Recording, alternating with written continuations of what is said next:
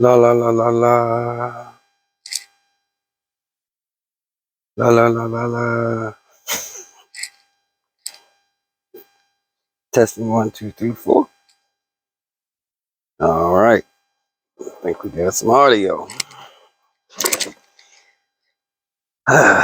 What's going on, guys? Got a little bit of break in the weather. So I decided to take a little bit of a break. Jump on the monster.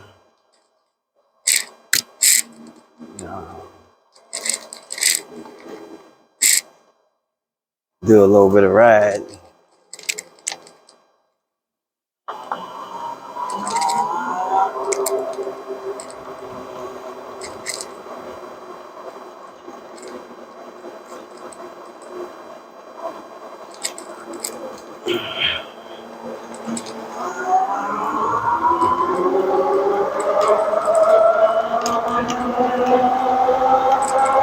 All right.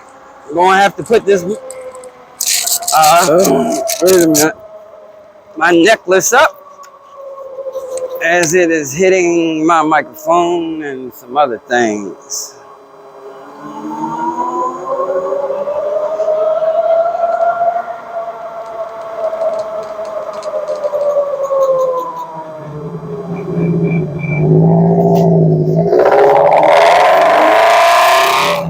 What's up, bro? Oh my God, that thing is loud. I didn't have my damn chin strap. That's no good. If you ain't got your chin strap.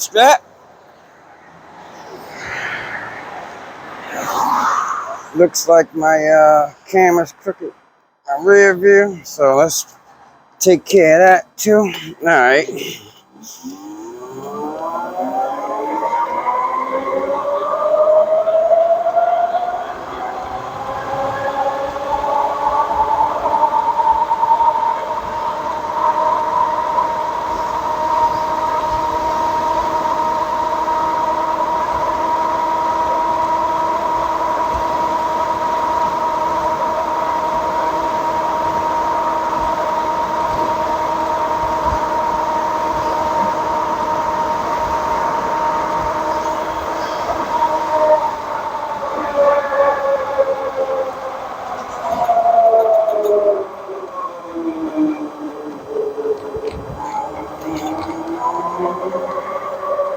I don't have my darn glasses on and nothing. I always forgot something.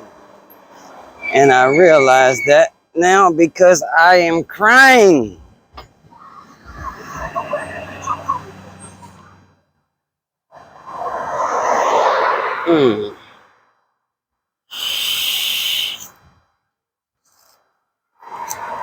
Let these cars go.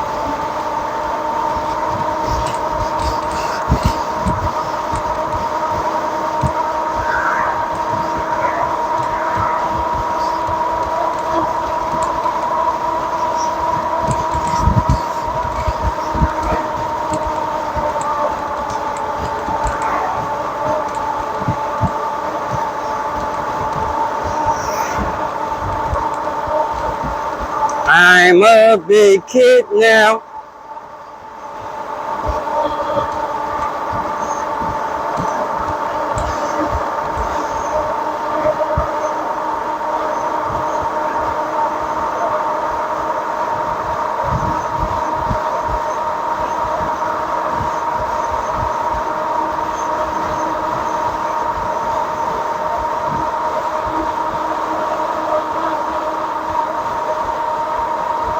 I hope that wind noise is not too bad. I hope my microphone is doing a good job at canceling out that wind noise. Be a pretty good video if it does that.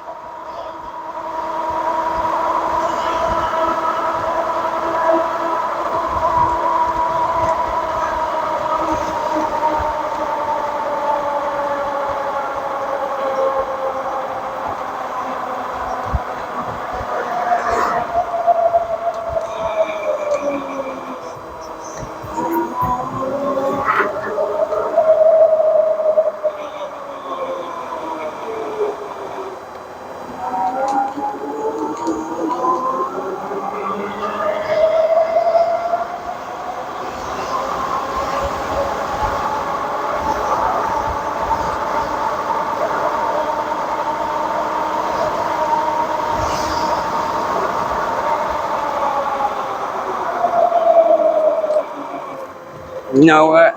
Change up at the last minute.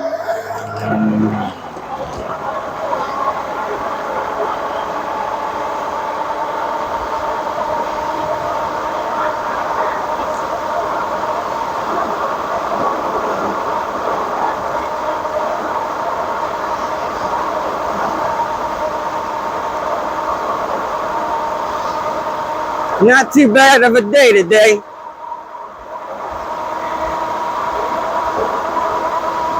Kinda nice out here.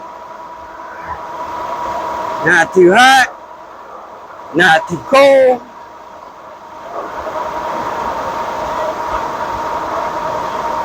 I should have my flashes on, but I don't.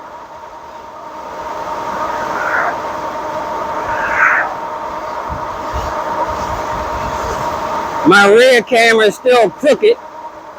Look like the street's a little lopsided back there. I'm gonna have to adjust that.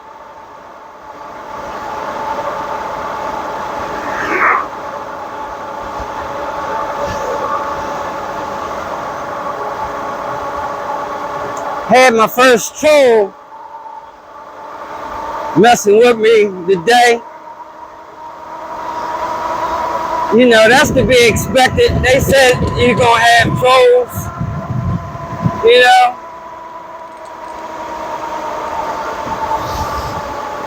but yeah, had my first troll today on my battery video. Now, you know, my channel's rather small, so I wasn't expecting no trolls as of yet. But my battery video has got like 430, 440 views on my battery video, right? And out of them 440 views, most of you guys are all e-bikers, all e-bike guys. So I know you guys know about batteries and stuff. So not a single person had anything negative or bad to say. Don't do it, please. Come on, don't do that. But yeah, when you get one person out of 440 people give you a negative comment, you know, that comes up under my troll alert. You know, I'm not trying to ever say like I can never be wrong about anything, because that would be like Tyson says, ludicrous. Ludicrous. Nobody's perfect. And as I've always stated in my videos, man, I've only been doing the e-bike thing for a little better than 3 months. I just happen to be knowledgeable about electronics, electrical, and DIY, and other hobbies and fields that are closely related to e-bikes. Closely enough related that I was able to transition right over without, you know, a whole lot of hubbub, you know. I still have a lot to learn when it comes to the bikes and e-bikes, but for the most part, I'm good.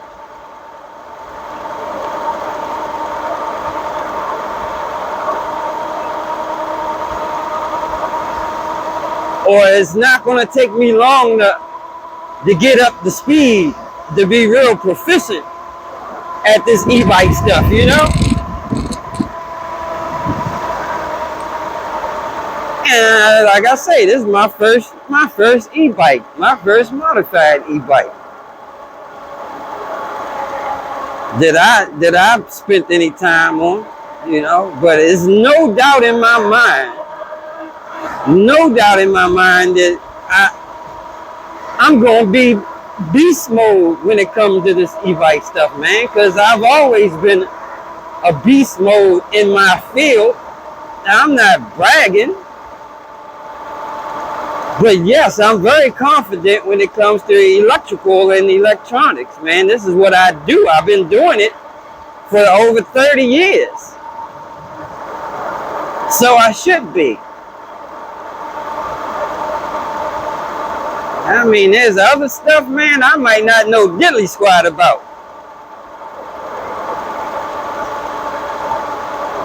But electrical, batteries, motors, charging, power, that's my shit.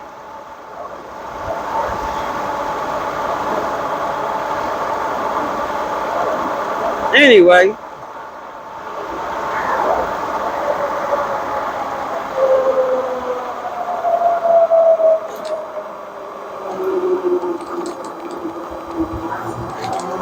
Man, I also discovered something else, guys, a little secret I want to share. And I'm sure there's going to be somebody that is going to challenge me on this. And that's all good. Because like I said, it's about networking and exchanging information. And if I'm doing wrong on something, I want somebody to let me know. Now, Frankenbike here loves to eat through brake pads. Whoa. Almost scared me. I thought that balloon in the back was about to blow. Felt a little joke back there. And I definitely need some upgraded tires, man. Not only upgraded, I need some new tires. My tire in the back, boy, I didn't realize I done peeled some rubber off of that thing. And that ain't come from no burnouts. That's just regular wear.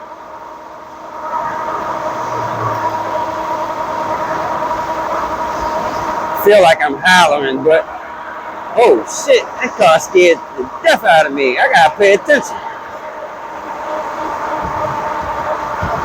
Let me ease on over here. I'm getting out the way, bro.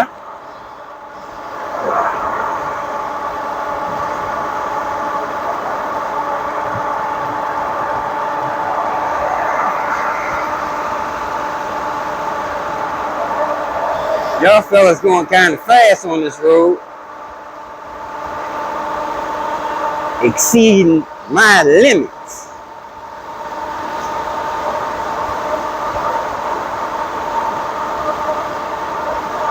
What the hell was I talking about? Shit, I don't know.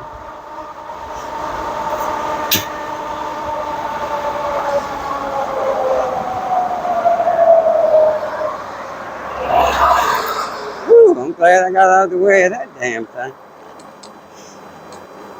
Oh, but okay, brakes. Now I did another video on brakes, but I'm learning a few things. Now, I got some new pads en route. Matter of fact, they should be here sometime today. Thank goodness, because like I said, old Frankenbike here, Frankenbike eats up some brake pads just like Pac-Man. Waka, waka, waka, waka, waka.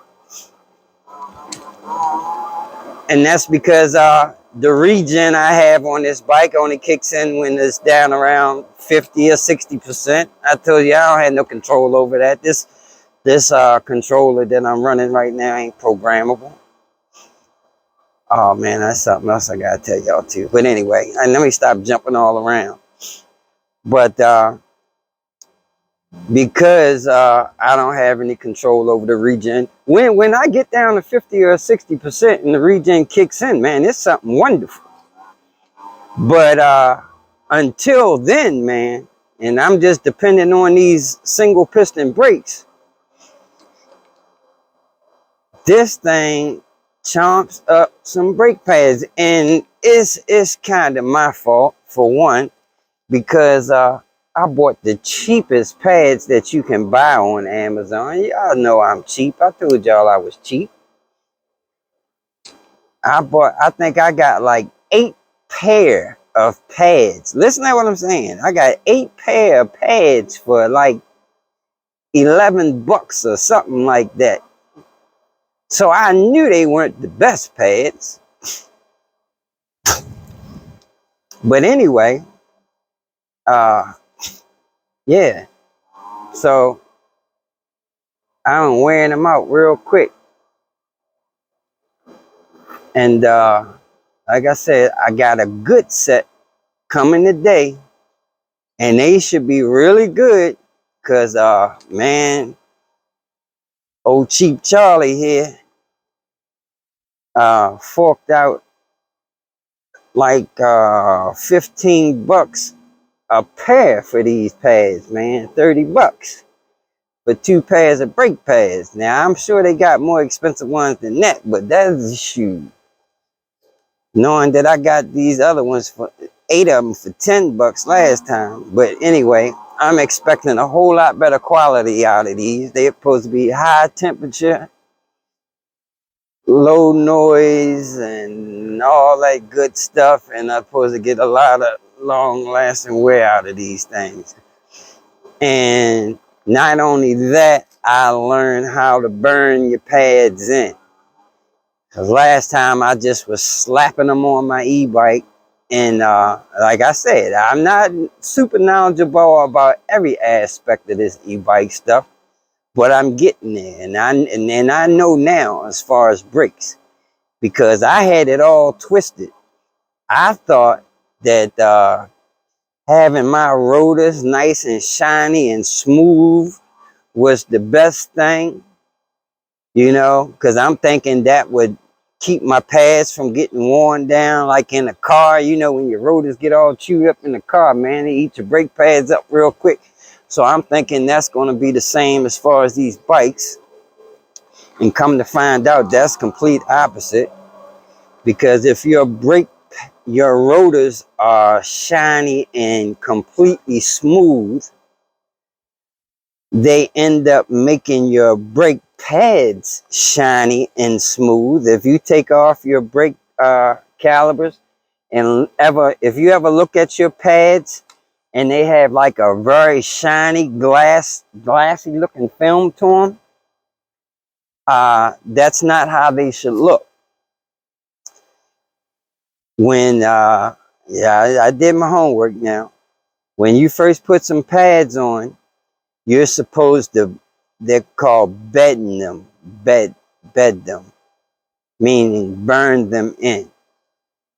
And how you do that is you take some sandpaper and you rough up the pad just a little bit, You rough it up, take that nice smooth coating off, and you also do the same thing to the rotor. You take some sandpaper and you go around your rotor. Now, at first, I didn't get it, but after I thought about it, it makes a lot of sense. If you want your brakes to stop, you need greater friction. So if your rotor is super smooth and your brake pads are super smooth, it's like you're trying to stop with some ice cubes. And that's no good. So if you rough up your pads and rough up your rotors, you cause them to have a nice little bit of friction and more stopping power. And not only do you have more stopping power, but that makes it so your brakes don't have to be engaged as long. Because if they're slippery like ice cubes, you're going to have to grab on them brakes and squeeze as hard as you can and keep them engaged for a long time, and causing them to heat up, and heat damages and wears anything down fast. So if you got friction and they're grabbing instantly, you just basically got to tap on them brakes and you stopping. All right, makes sense. Okay. All right, so this other little trick I learned yesterday. Now, I'm not sure if this is going to work all of the time. And as of right now, I'm not even 100% sure if this is only something good to do when your pads are worn down really low, or does it even matter? Can you do it even when you put new pads on there? And with this little, when I rode my bike the other day, right, my pads are very worn down right now. I mean, it's just like a little thin slice of pad on there. Not much at all. And just riding around, these things sounded horrible. Horrible. You could hear them like metal. They sounded like they were metal to metal. And I knew they weren't metal to metal. I knew they had pads on them. But actually, they were metal to metal. But it wasn't the pad. It was that little spring. You know the little spring that's in there? Now that little spring that's in there is supposed to keep your pistons, or keep your pads pushed to the side, so they're not jiggling around in there and making noise and stuff, or constantly applying pressure to your rotor. And they're not applying pressure; they would just be lightly touching on the rotors, but there ain't no pressure being applied unless you apply the brake. But anyway, that little spring that's in there is supposed to keep them in position.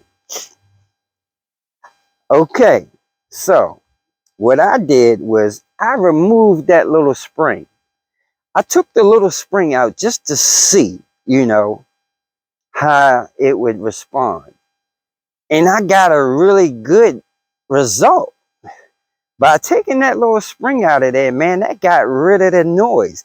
And I noticed when I took the spring out, the little ends of the spring were actually, my pads was almost so low that I don't know, that piece of the spring must have been touching my rotor or whatever, and it actually filed the ends of the spring down. So a lot of the spring was missing. But at the same time, it was still making horrible noise. Front and rear. Now the rear weren't sanded down at all. They were completely there as they should be. But I took those off too. And when I took those off, they got super quiet. I mean, all that noise, all that grinding sound, a lot of times it wouldn't show up on, you couldn't hear it on camera, but it was there. But yeah, man, by removing that spring, made my brakes super quiet. They still work as they should. And I think I may just leave them springs out of there. Now, I'm pretty sure there's going to be a lot of brake guys, you know, the experts come out and say you ain't supposed to do that, this and that and this and that, because the brakes will always be touching and rubbing and causing friction. But I'm going to tell you, unless you squeezing these hydraulic brakes, there is no pressure being applied pushing them pads against the rotor. Yeah, they may be sitting in there, they may be leaning on it, but it's nowhere near enough to, you know, actually do any damage.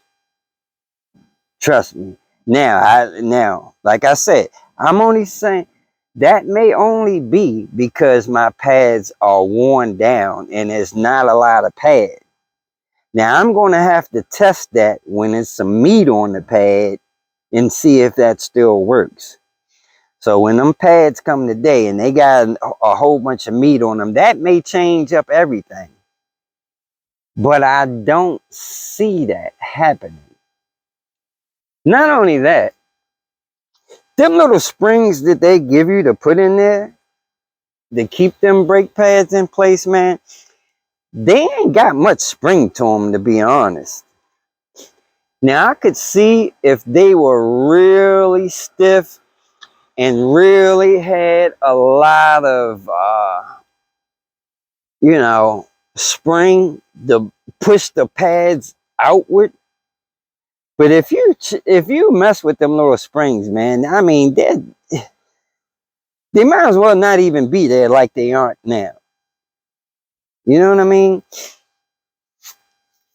They ain't got enough spring to actually push them things back, and they definitely don't have enough spring to push those calipers back. Ain't no way in the world that little bit of pressure that you get from them springs is pushing those calipers back. Not at all. So, like I said, without the brake being applied, man, it's not enough pressure on those pads to do any damage by not having the spring. But I'm going to test that theory. And like I said, by removing that spring, I'm pretty happy with the result. And I'm going to repeat this again. That may just be because I don't have hardly any pad there right now. But I'm surely going to find out. And when them new pads come today, I'm going to let you guys know just how that worked out. Let's see how many minutes is this video. Man, I tell you what, I'm good. I didn't look the whole entire time. But it seems as though I automatically always know when I get around that 30-minute mark. And yes, I got some long videos, guys. I know they long. But I mean, hey, it is what it is. If they were long and boring, that would be one thing. And they may be boring to some people. But people are watching them, so they can't be but so boring. And I mean, I feel like I always do try to kick a little bit of knowledge in my videos. So anyway, I make my signature sign off. My own.